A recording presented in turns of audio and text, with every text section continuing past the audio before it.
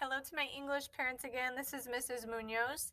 I'm sure while working on the homework with your student, you might have found yourself struggling with some of the Spanish.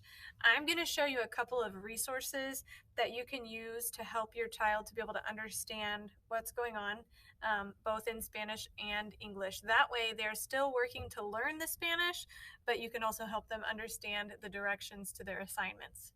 First of all, if you go to my website, and then you click on students, you'll be able to see that their homework is also posted here as it is on Clever. This is last week's homework, but if you keep scrolling down, you'll find my word walls. These word walls are, one is in Spanish, one is in English. On my website, mostly my Spanish word wall will be populated. This is where we may use some of these words in conversation, or we may use some of these words when I'm teaching, or also in some of the lessons you might come across some of these words. And each day I add 3 or 4 new words to the word wall. You can search by clicking on the letters of the alphabet. And when you find a word that you want to know the definition of, you just click on that word. Each word is a link, and it takes you to a website called Word Reference. And in Word Reference, it will give you the word in Spanish and what it means in English, as well as a sentence example. Each word is already linked to the corresponding word in Word Reference. That's one resource you can use, is the word wall. It's always a great idea to go to the word wall to be able to find words that we've used in lessons, or words that may be confusing your student. If you have good ideas of words to add to the word wall that come up in lessons, you can also send me a message and say, hey, my student doesn't understand this word, would you add it to the word wall? And I would be happy to do that. Just a reminder, this word wall is on my website on the student page, and you have to scroll down about halfway to find it. The second resource I want to show you is called wordreference.com. In Word Reference, it gives you the definition of one word at a time. So if you're struggling with one single word, or you want to know how do I write this word in Spanish, you would just type in the word either in English or in Spanish.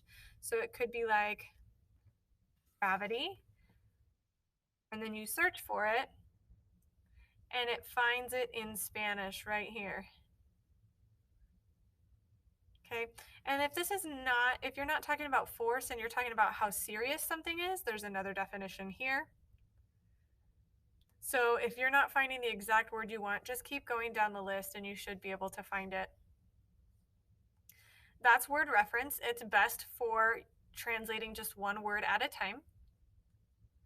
And then you can also go to Google. And when you go to Google, just type Spanish to English. This one is best used when you have more than one word that you want to translate.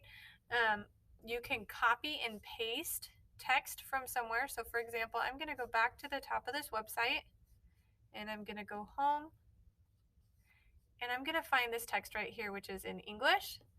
I'm going to copy it, and then I'll go back to Google and I will paste it. You can translate it into Spanish. You can also translate it back into English, and that will give you large amounts of text at a time. This is great for if students are wanting to write in the journal and they're not quite sure what to say. You could say, today we learned, and you can see that it automatically translates it in Spanish as you are typing. This is also something you can put on your phone as an app. It's really easy to use. Sometimes with Google Translate, it translates things a little bit funny, so you kind of have to read into it. But these are both really good resources for you to use to help your students. So again, you have my website, you have wordreference.com, and you have Google Translate that you can use. If you have any questions about this, feel free to send me a message and let me know what I can help you with.